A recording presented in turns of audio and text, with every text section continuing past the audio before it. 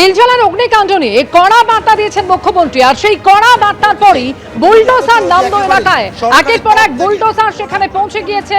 Police, কেন্দ্রীয় বাহিনী এবং পৌরসভার আধিকারিকরা সেখানে রয়েছেন। এলাকা ঘিরে রয়েছে প্রচুর সংখ্যায় কেন্দ্রীয় বাহিনী। এই মুহূর্তে সেই ছবি দেখতে পাচ্ছেন। অবৈধ কারখানা নিয়ে ইতিমধ্যেই কঠোর পদক্ষেপের কথা বলেছেন মুখ্যমন্ত্রী শুভেন্দু অধিকারী। বিল্ডিং প্ল্যান না থাকলে সেক্ষেত্রে অবৈধ কারখানা ভেঙে ফেলতে হবে, এমনই নির্দেশ দেওয়া হয়েছে। এই মুহূর্তে তিন প্রতিনিধি আমাদের সঙ্গে সরাসরি রয়েছেন।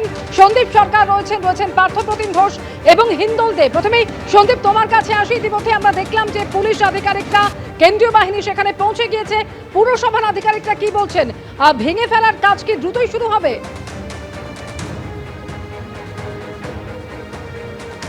দেখো, এই মুহূর্তে আমরা দেখতে পাচ্ছি যে রীতিমতো কিন্তু অ্যাকশন মোডে রয়েছে এখানে পুলিশ এবং কেন্দ্রীয় বাহিনী।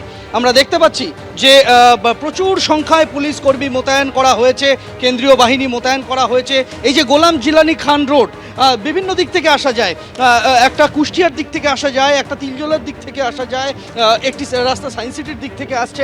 বিভিন্ন যে গলিগুলি এসে পৌঁছাচ্ছে এই জায়গাতে যেখানে এই ফ্ল্যাট বাড়িটি রয়েছে, যেখানে এই কারখানাটি রয়েছে, প্রত্যেকটা রাস্তা কিন্তু জায়গায় জায়গায় ব্যারিকেড করে আটকে দেওয়া হয়েছে এবং স্থানীয় বাসিন্দাদের জানানো হয়েছে যে এখানে সাবেক যে 144 ধারা, যেটা বর্তমানে বিএনএস এর মধ্যে অন্য ধারা পড়ছে, সেই ধারা মোতাবেক এখানে এই মুহূর্তে এই জোনে কারোর প্রবেশ নিষেধ এবং এখানে বিভিন্ন গলিপথ সেগুলিকে আটকে দেওয়া হয়েছে এবং বাসিন্দাদের এই জায়গায় আসতে নিষেধ করা হয়েছে।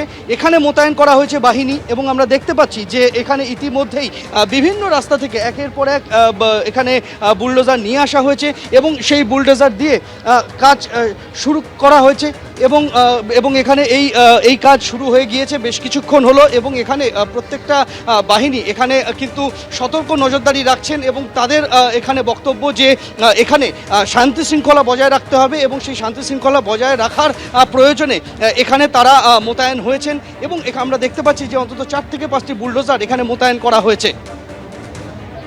সন্দীপ, তুমি আমাদের সঙ্গে থাকো। সরাসরি আপনারা দেখতে পাচ্ছেন তিলজলা অগ্নিকাণ্ড নিয়ে মুখ্যমন্ত্রীর কড়া বার্তার পর এলাকায় পৌঁছে গিয়েছে বুলডোজার। পুরসভার কর্মীরাও পৌঁছে গিয়েছেন, প্রচুর পুলিশ মোতায়েন রয়েছে, সেন্ট্রাল ফোর্স মোতায়েন রয়েছে। স্থানীয় বাসিন্দারা আপত্তি জানাচ্ছেন, কিন্তু প্রচুর পুলিশ এবং সেন্ট্রাল ফোর্স মোতায়েন করা হয়েছে। আপনাদের মনে আছে আজ দুপুরেই মুখ্যমন্ত্রী কড়া বার্তা দিয়েছিলেন।